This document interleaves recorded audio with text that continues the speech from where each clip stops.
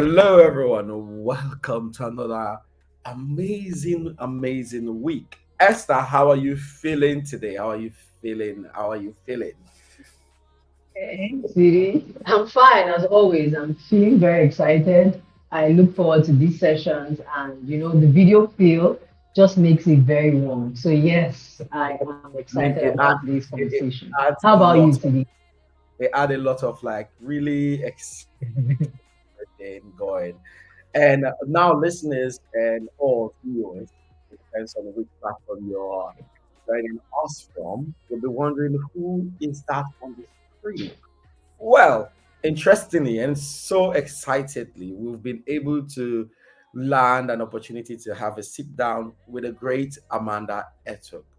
On all her busy life, she still decided to make time for us today. But before I get her to say something, I'm just going to just highlight a few of the things that I'm really excited about, and especially who Amanda is. So Amanda decided to get into a field that I'm terrified about, logistics. Like, I'm absolutely terrified about logistics, supply chains. And this is coming from someone who's been operating as operations manager at very senior level.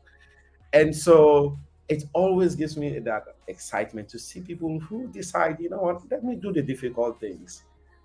Welcome to the show, Amanda. How are you feeling? I'm Welcome, fine. Amanda. I'm fine, thank you. So, just as a very interesting intro, I think that there's something I heard one day that has stuck in my mind. I think if most people know how hard something is going to be, or if they could see the future of the hardship, they might not start anything.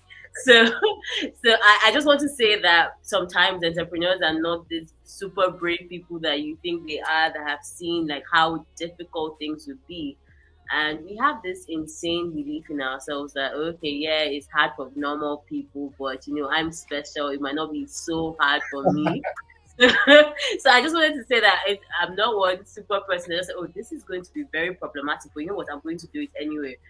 So we have this insane faith that things will turn out differently for us, and then we learn about a lot of difficulties through the through the journey. And I think what just keeps us is the same insane belief and maybe a bit of resilience and a slight dash of madness. But yeah, Yeah. that's I mean, probably to be honest, I was having a conversation with a friend of mine. He's also an entrepreneur. And then, oh my God, looked at me, and then he said, listen, man, if I had known that entrepreneurship will take such a toll on my mental health, I would never have started. Like, and then when he said the thing, it was a moment of light conversation and fun and everything. And then I was like, now you know, are you going to give up? He said, I've come too far. I was like, because that's the problem. That's the other problem. Every entrepreneur that I know, we all complain of how difficult things get. But when you ask them, are you But going we to don't want to stop. We don't want to stop. Siri. it's like, no, I will still do it. So stop complaining already and just keep doing it. yeah. It's almost like you swam to the middle of the ocean. So it's more like okay, it's the same effort to go back and restart my life as a non-entrepreneur. Then okay, so why can't I just try to get to the other side? So we're always trying to get to the other side of the hard part, and I don't know if he ever stops, but I think I know it's very cliche, but just to see life as a process and really just keep going, Yeah. that's it. I just find enjoyment in in little Well, things or maybe in I everything. mean, Amanda, you mentioned something about being crazy. I love crazy people, and I think one of the reasons why Esther and I are friends today after many years is because she, like myself, we have a touch of craziness. You primarily got to the highest peak in supply chain management in Africa, working for 54 Chains. You were the director of supply chains, and then you decided this is not interesting. I'm going to start Messenger. Tell us about that journey. Like, what inspired you to say, I'm going to leave something that I am like, I'm going to leave a company that is established and that I'm killing it. You're probably making a lot of money. You're probably making influence. Let me go and suffer and build my own logistics company. Tell us, like, what was going on and how Messenger came about. Take us through that journey. Okay, so I think I've been courting this super head life for a while. So it wasn't very traditional, like, okay, leave a nice cushy job and start entrepreneurship. So Messenger has been on for 6 years now, basically. So I have a co-founder who was, the operations person and the lead at Messenger for the longest time. So for me, my journey with Messenger started as being an investor in the business. So I didn't start off like, oh, I had this business. I was leaving my job for a business. So Messenger was started by my brother. He was, the one who had the idea about this logistics company. And at the first instance, I just thought, I wasn't sure how serious he was because I was just finishing a postgraduate in supply chain at the time when he started Messenger. And I started to invest in the business. I started to give advisory. I started to make introductions in terms of business development. So I found that I was doing a lot of work for this company. And then I always say this story and it's always interesting. And I asked, okay, so, I'm your staff typically at this point. So, like, what's the arrangement? So basically, that's how my journey at Messenger, proceeded. And after a while, when we started to grow and expand and we're looking for um, capital to really scale our business. My brother came to me and said, "Oh, I think you should be CEO. You would be a great person to lead this organization." So that's really how it happened for me. It wasn't the typical, I just left my job. I had been part of the process from the very beginning, and it seemed like, and then there was a transition period for me, and then I took this on full time.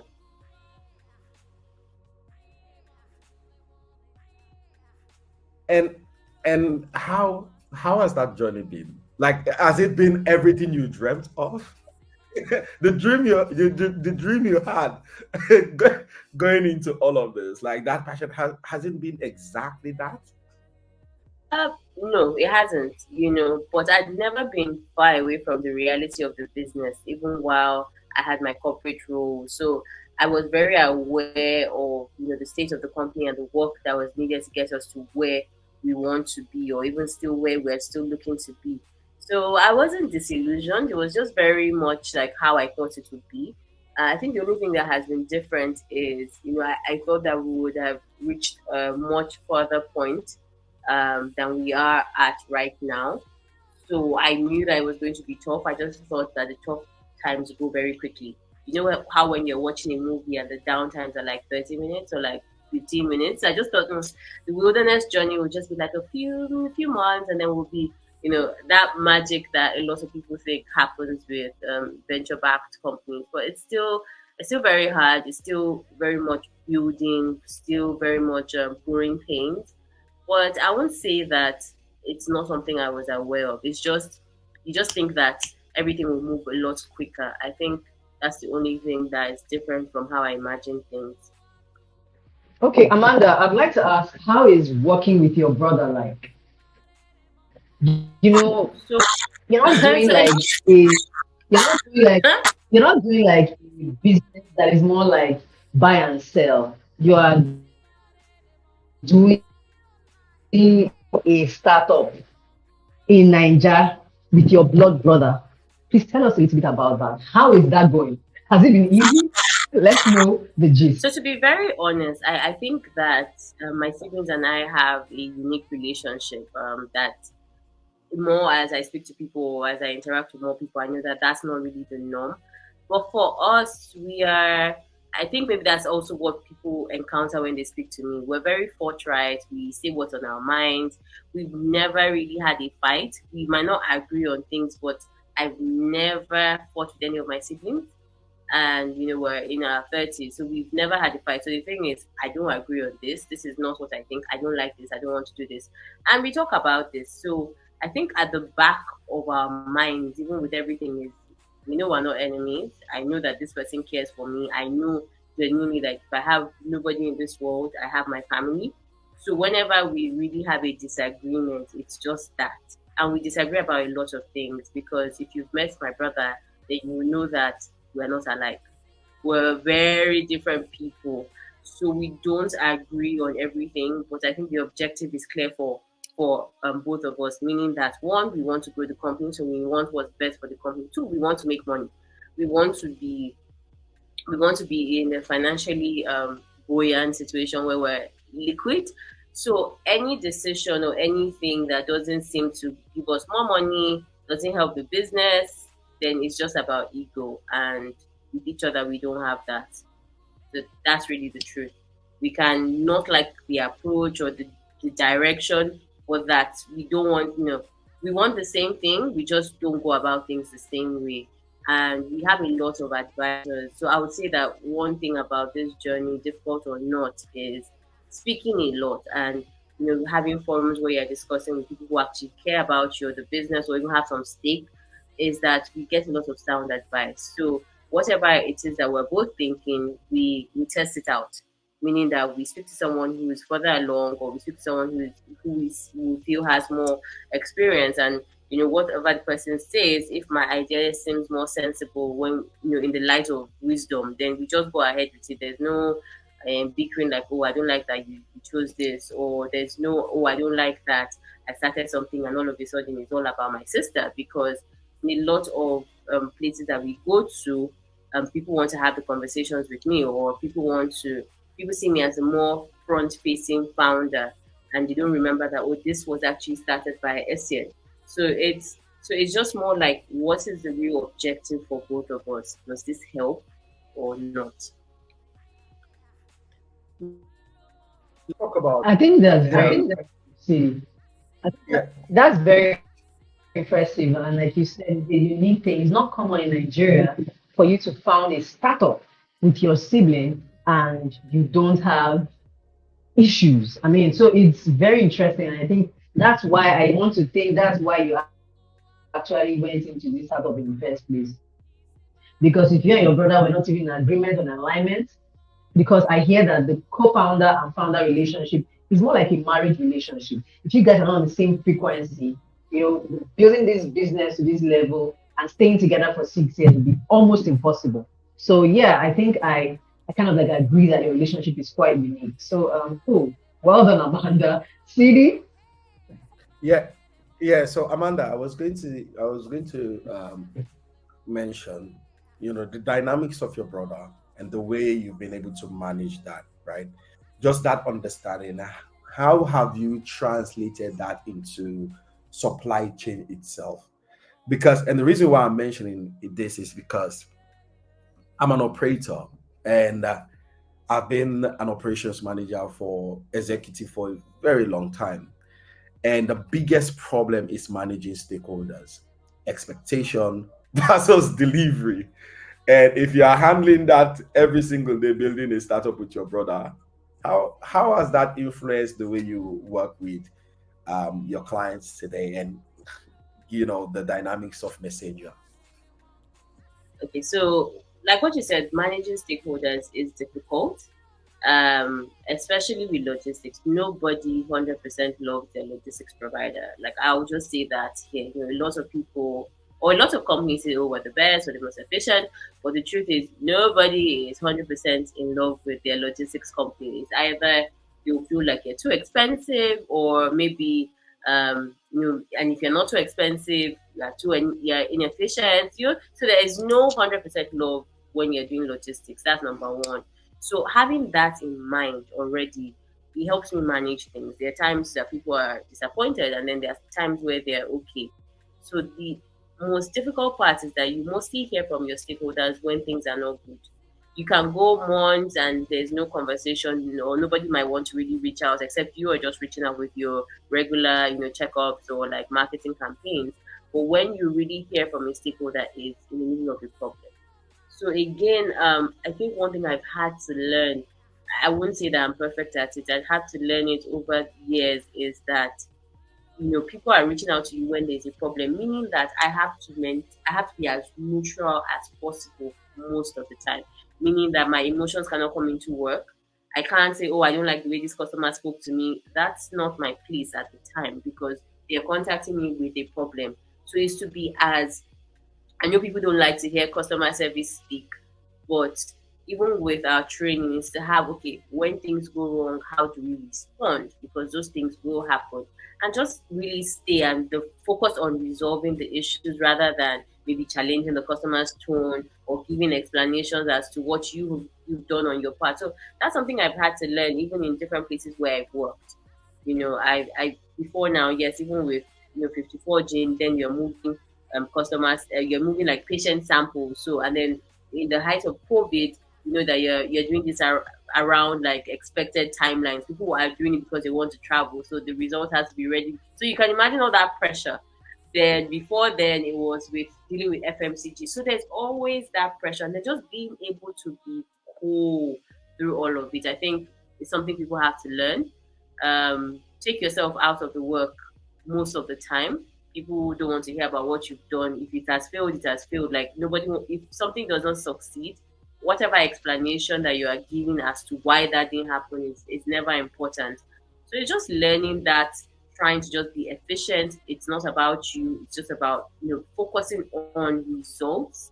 I think that's what helps with speaking with stakeholders.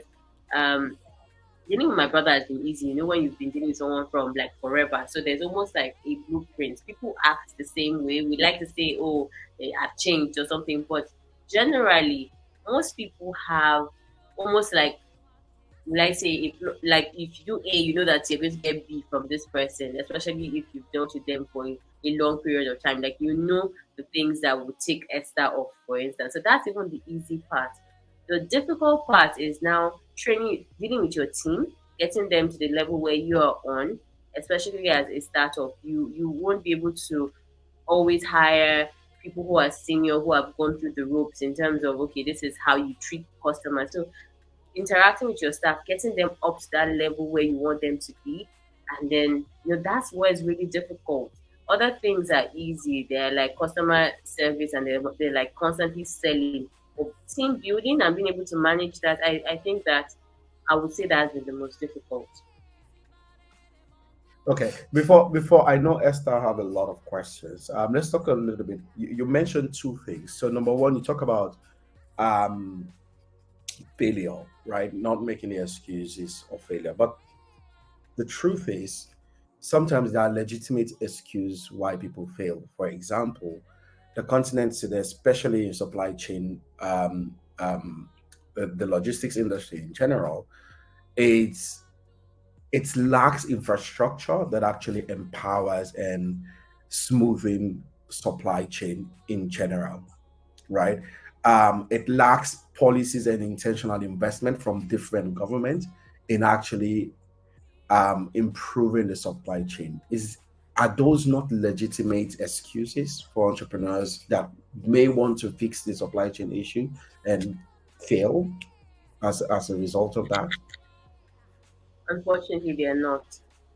They're not, because these problems have been there for a very long time. So you come, and your selling point is that you found a way to innovate around those problems. So you can't now use those same challenges that you saw at the beginning of your venture as an excuse for why you can't deliver to your customer. Trust me, I've had like very, will I say, expensive problems from inefficiencies in the infrastructure, things that I could say, "Yeah, it's not my fault," but nobody cares. They come to you because you've made a claim. Once you start your business, you basically made a claim that you're better and there's something that you want to do that nobody else has done before. So your whole business is proving that you are going to thrive in spite of those challenges. So they cannot become your excuses. So are you also saying that every entrepreneur in the logistics business that have failed because of they were incompetent? No. I've mentioned that we fail all the time. I'm just saying that you cannot use the infrastructure.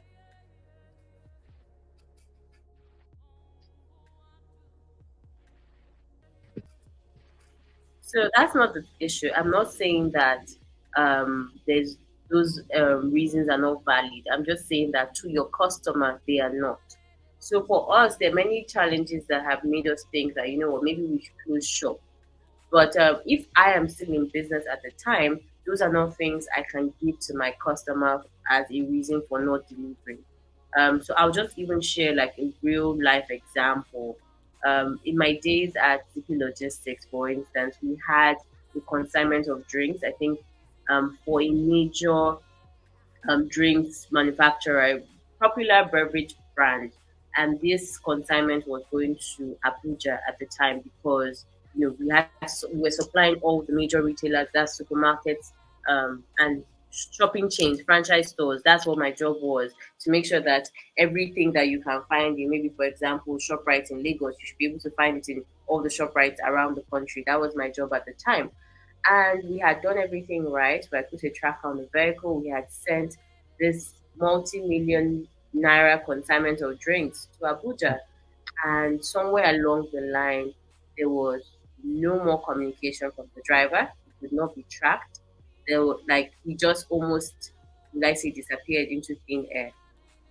That was the most harrowing couple of days of my life, because at that point the trackers were off, the driver was not responsive. Um, his last location was somewhere that was supposed to be close to Abuja, and then silence for 3 days. So in this type of situation, your customer is calling you. The roads are bad, like there's so many. So what is the excuse I will give to someone after taking possession of millions of naira of goods? What do I say? You know how Nigeria is. These drivers are crazy. How that doesn't suffice to the customer. Or I'll say, oh, you know how things are. The road networks are really poor in Nigeria. Maybe he's in a ditch somewhere, or maybe he has he has had an accident. Maybe I don't know what is going on with him. Or I'll say, okay, you know how things are in Africa. Our mobile connectivity is not everywhere. So maybe he's somewhere that MTN or Airtel forgot to connect via their cables. What would be a valid enough reason to that customer who has trusted you to do the business? So I'm not saying these are not valid reasons to decide not to go ahead or to fail. They are. Because in a situation where that was not resolved, that could have, affected the company's finances, because we would have been liable for those insurance or not. Okay. So it's a valid reason to fail, but would I have been responsible or liable to my customer? Yes. If I had paid off my dues, maybe waiting for insurance to pay me off, and I decide to close shop, like this was too much of a hit, I'm filing for bankruptcy, that's fine. But would I not still be legally liable to that customer? So I'm saying that failure happens. I'm just saying that the infrastructure is never enough reason to give the customer that you'll be off the hook. Regardless of what I would have said, I might have been in the police station. So that's what I'm trying to say. But failure is very valid. If that situation was not resolved, I would have been liable, regardless of how whatever things I would have said about the country or the infrastructure or the lack of it. That's what I'm trying to say. It won't be enough for the customer. Thank you. I mean, we are asked the tough questions here. All better off on the beach of Africa. Um, so, so yeah. If Esther, if Esther wants to jump in here, I think okay. I think she's joining us again. So yeah. So let me just follow along that line. There's you mentioned the need to take accountability for your customers, which is very, very important. How crucial is service delivery and customer support in logistics today in Africa? And what are some of the key mistakes you see other founders do in this space?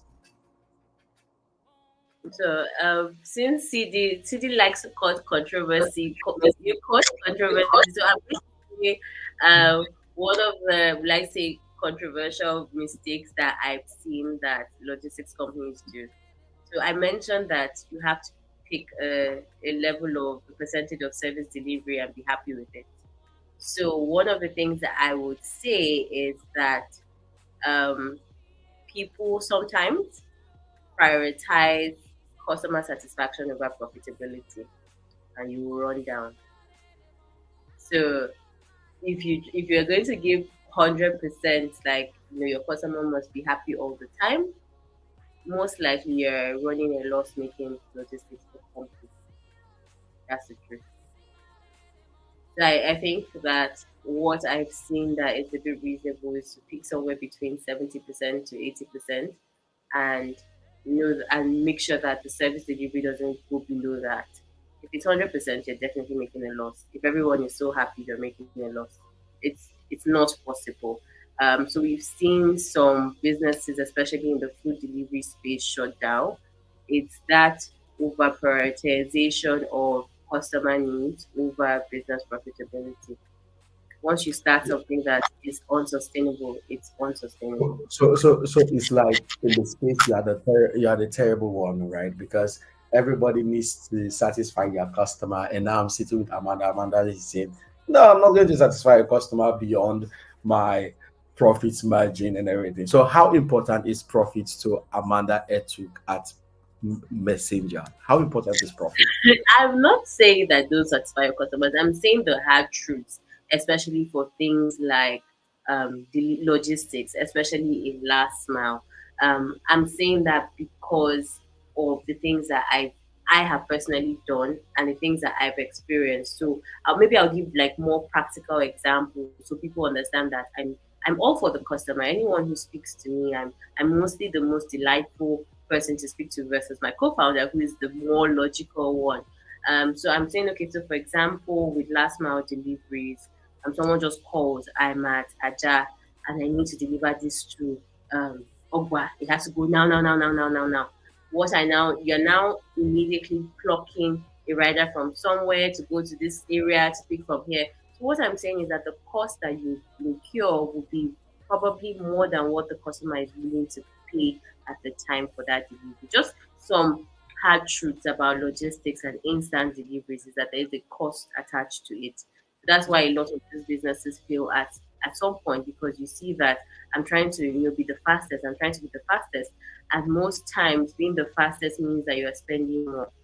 And what a lot of people now do is maybe they have hubs, for example, where if you're within this location, you serve this location. That's easier. Or if you're consolidating, you now say, okay, next day deliveries. If you're an Instagram vendor, you decide to do next day deliveries because guess what? You can batch. That's good for the environment. It's good for your business. So I'm saying this because people think, this person just ordered this shoe, and the order from me has to get there within 1 hour. At the end of the day, it's expensive for you. But if you say, okay, if you wait 24 hours, I'm just letting people know that I'm not against serving your customer. So, I'm just giving real life examples of how it becomes very expensive for you to do that at that level. So so, that's so, what so, I in two, so in two sentence, Esther is back, so I'm going to allow her to jump in. But in two sentences, give us a masterclass on how you balance customer satisfaction against profitability in the supply chain. And I think a lot of I'll, logistics I'll just one line. If yeah. people want a premium service, charge them for a premium service. Then if people, so like, let it be very clear to the customer what they are getting from the interaction. So a lot of people have started to offer this now. So for example, with those who are exporting or importing from Nigeria, you will notice that a lot of the sites list the services. So it means like if you want to use X provider, this is going to take between 7 to 10 working days, and there's an amount for that.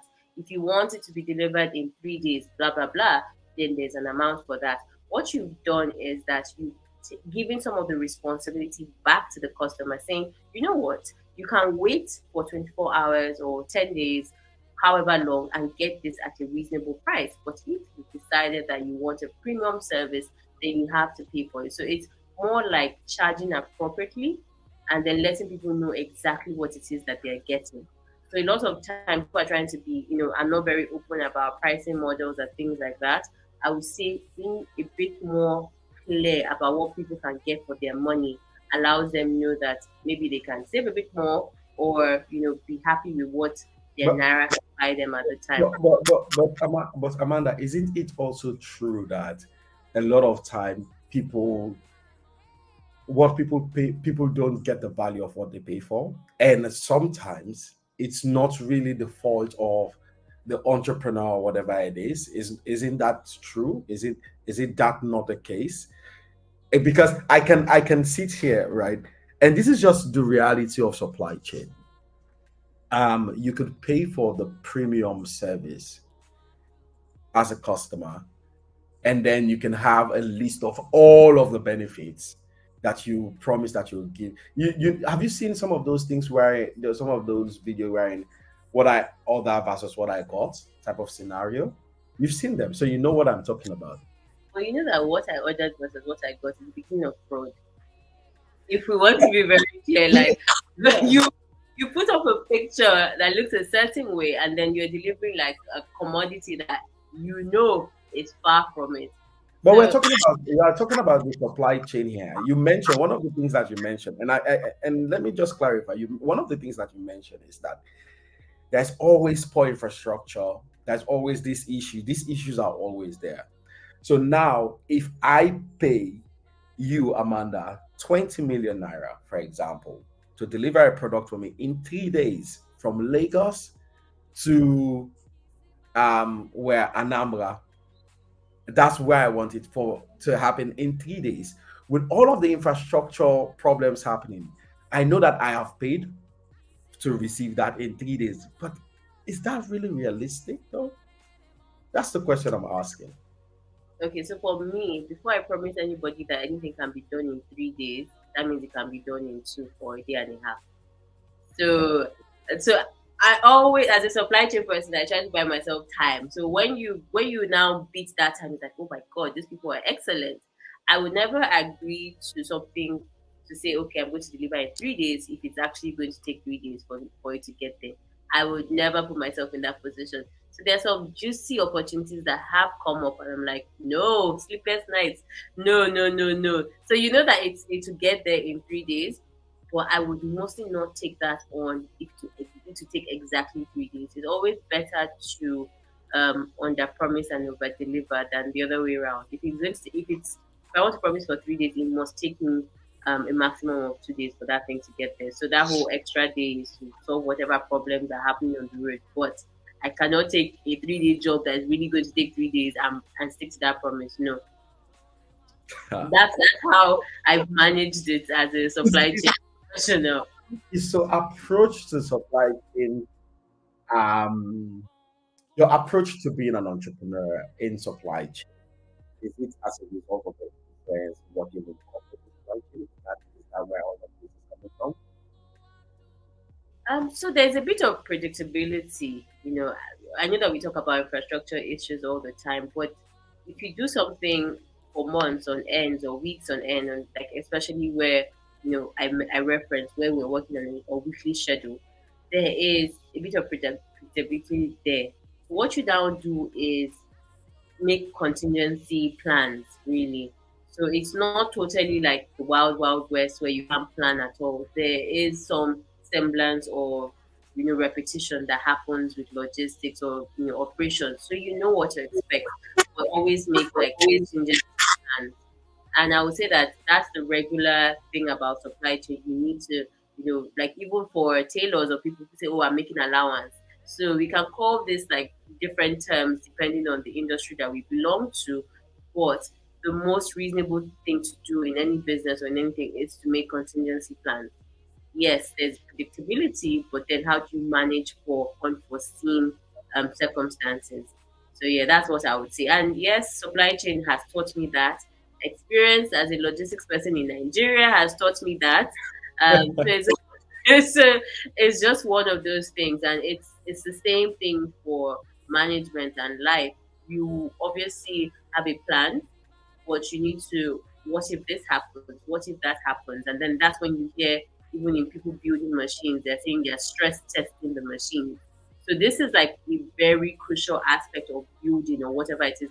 So why do people do stress tests if the machine is built to handle this? You need to make allowance for those things you have no control over. So Go ahead. let's go back. One of the things that you've clearly established throughout like our conversation is how strategic and also how methodological you have to think about when you are approaching. You have to think when you're approaching, trying to solve pretty much any big problem, right? That you don't have control over the infrastructure that provide the guide rails for you to actually be able to execute. What is the future of supply chain in Africa?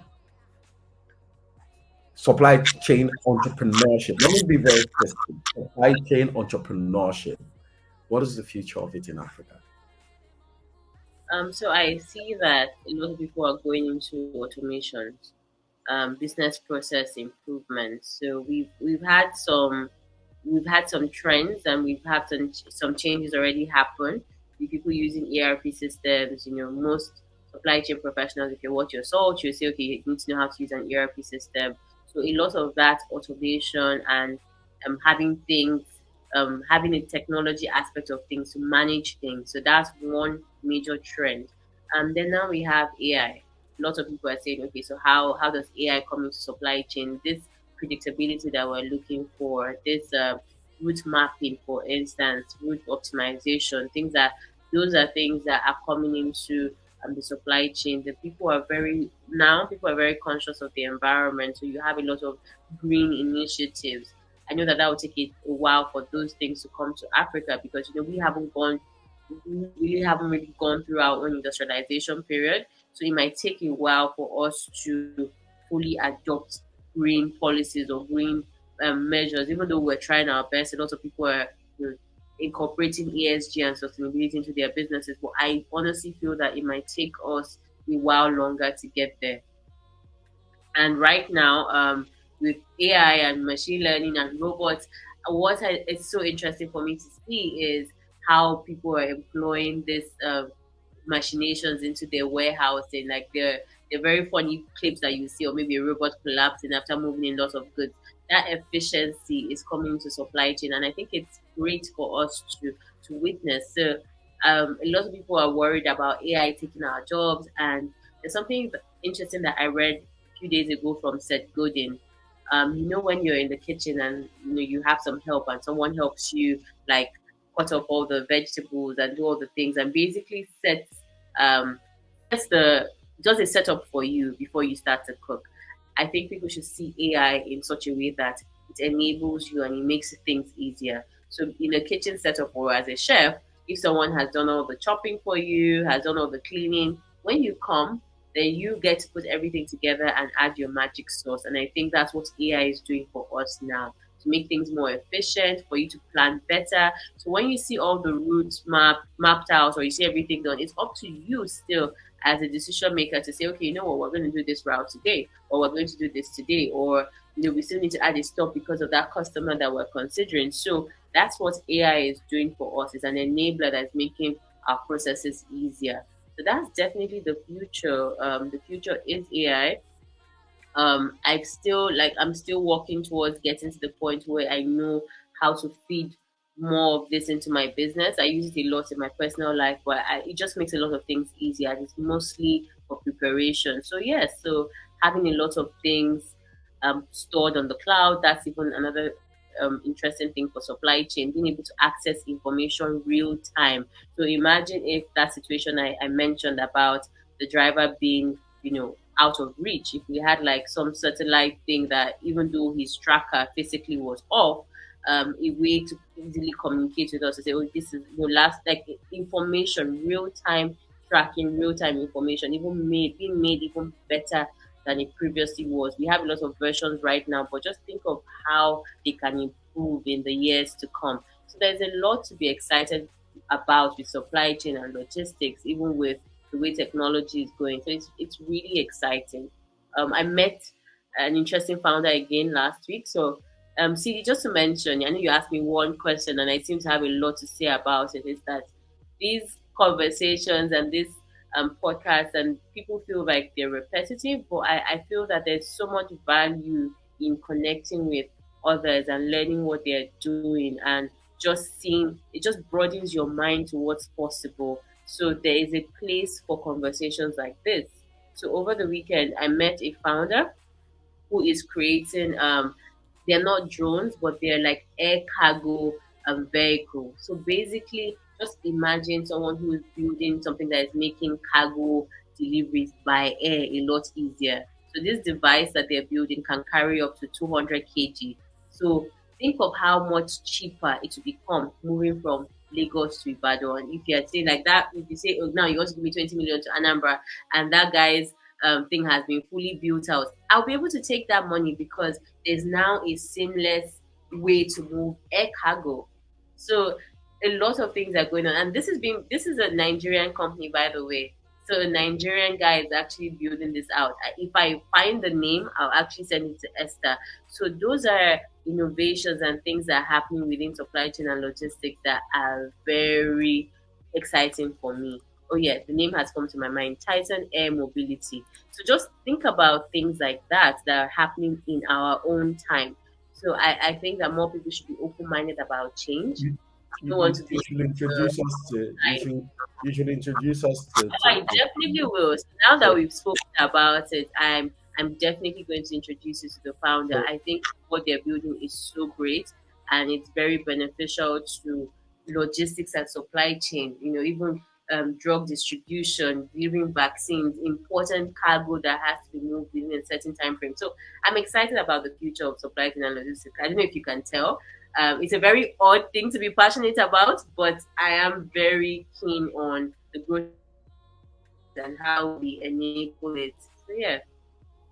so we are almost at the end. So thank you very much once more for joining us. But before you go, you've talked about the excitement about technology. You've mentioned AI, predictability, and all of these really really cool stuff. And you've spoken also about you. I think you have to mute yourself again because of the feedback. Okay. And you also mentioned one of the things that you've mentioned today is you've talked about technology, AI. You you light up more or less when you talk about what this will look like in the supply chain industry. And you've also had the opportunity to talk about some really, really controversial things, which I'm really, really excited about. But as my final question to you, Amanda, so by the way, it's been incredible learning from you. I think this has been masterclass. But how is Messenger leveraging all of this new technology to deliver to its customers today? Okay, so for us, it's been a learning curve. You can see that just constantly learning how to use more of this technology. So our focus now, we started as operators, we started as a platform where we're aggregating, and now our vision is to finance assets for deliveries. That's our vision really, to finance the assets and connect people to productive work. That's our thing. So how we're leveraging AI is more for our risk assessments now in terms of the assets that we give out to these logistics entrepreneurs. So we want to know, do they have the ability to pay back? So that's where our and machine learning is coming into that risk assessment. Then we're also using hardware, that's Internet of Things, in terms of how do we want to track this asset. So right now we're doing just motorcycles, but we're working towards a future where we're doing bigger assets. So we're looking at telematics. How do we track usage? Being able to predict when vehicles need maintenance. So those are things that conversations that we're starting to have, partnerships that we're already building out, and things that we're working towards, and just having that holistic data on the vehicles that we are financing, so that we now know, okay, what's the life cycle, how do we support these people that we've given these assets to. So that's what we're working on at Messenger, and that's like the future for us in terms of technology and incorporating AI into our business.